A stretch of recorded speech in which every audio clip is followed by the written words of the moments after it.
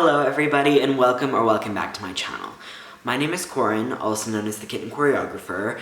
My pronouns are he, they, and I am a teen with a passion for animal rescue and, in particular, kitten rescue. And I have with me my lovely kitty, Zero.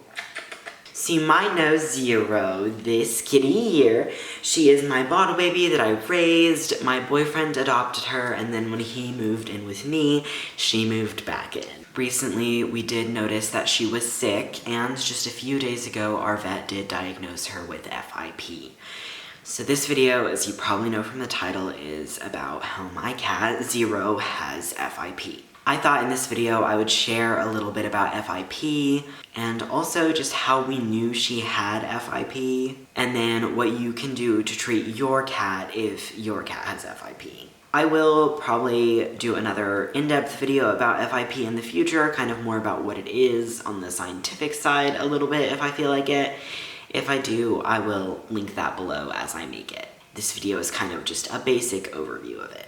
So, what is FIP? Feline infectious peritonitis, more commonly known as FIP, is a viral disease caused by the feline coronavirus. And while many cats do have the feline coronavirus in them, most do not have FIP. FIP is a mutation of the feline coronavirus that turns into a severe illness, and it is fatal without treatment. There are two different types of FIP, wet FIP and dry FIP. I'm not really gonna go into that much. If I make another video about it, that's when I'll go more into detail there. But Zero does have dry FIP. But let's talk about how we knew Zero had FIP. Zero here started becoming lethargic, and we realized we hadn't really seen her eat or drink in a couple of days. We took her temperature right away, which I do have a cat thermometer because I am a kitten rescuer. I know a lot of cat owners may not have a cat thermometer on hand, although I do think it is a good tool to have if you think your cat's sick, because a fever can really determine how healthy they are, or if they're ill or something like that. She did have a 105.6 degree fever, which, for reference, the regular temperature of a cat is anywhere from about 100 to 102 degrees, so she had a pretty high fever there. And anything above 106 is really dangerous because it can cause damage to their internal organs. So we were very worried about her.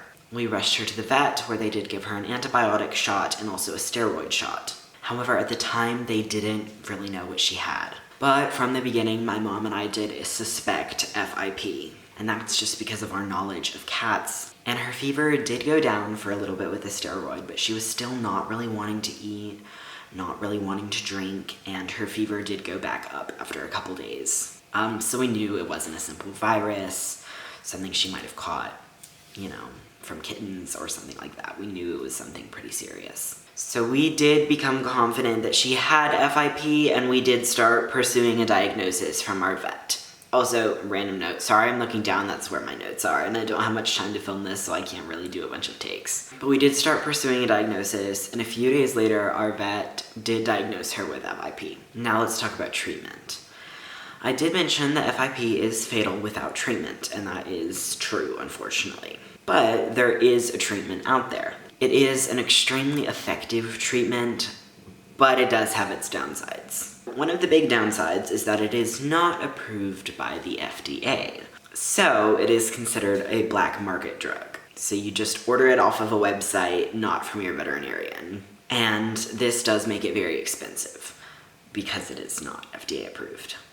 It is very expensive, and you are just ordering it off of a website, not from a prescription from your vet. There is a level of risk associated with purchasing a non-FDA approved drug, so you must make sure you get it from a verifiable source. One thing I do want to mention is that this medicine is not dangerous, but it is not yet FDA approved. The FDA approval process can be very long. It can take several years, so something not being FDA approved doesn't mean it's dangerous.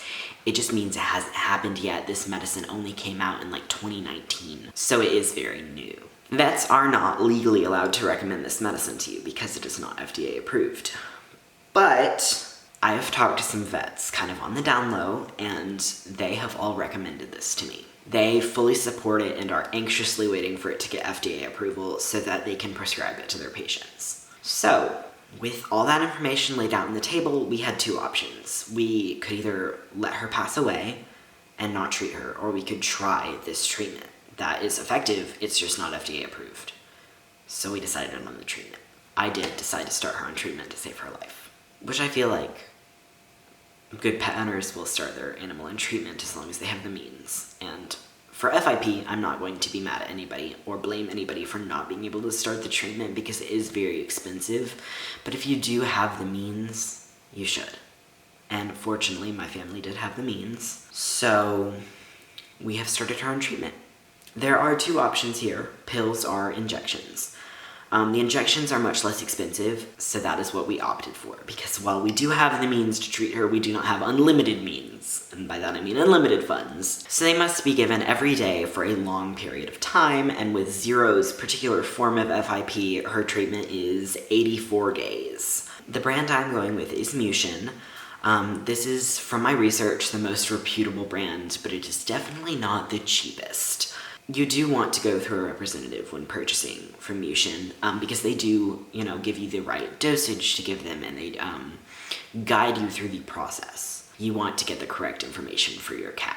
My representative has been very kind, and I do definitely recommend her, so if you do have a cat with FIP and you are pursuing treatment, reach out to me and I can give you her name so that you can contact her. I should be able to respond to both Facebook and Instagram messages if you have any questions there. So we did start Zero on treatment a couple days ago as of the time I'm filming this. Already she's become so much more active. She's eating again. You can see she's been walking around in this video. Before that, she would just sleep all day. She's nuzzling up to me for pets. It's just amazing, the difference we've seen in her so far. And while we're not out of the woods yet, I am pretty confident that this treatment will save her life. So in conclusion, I'm making this video today to show you that all is not lost if you have a cat with FIP. There is a treatment, and it does work. The only problem is accessing it, because it is expensive. But I do hope that this video can help save some babies who are diagnosed with FIP. But thank you so much for watching. If you like this video, make sure to like it, and subscribe for more kitten-related content. I upload on Sundays and on Wednesdays if I can, and if I can't, then I do upload whenever I'm able to. Also, please make sure to leave any thoughts or questions that you have down in the comment section below. Here's one more look at my baby girl, who's 10 pounds now. Oh my goodness. But thank you so much for watching again, and goodbye.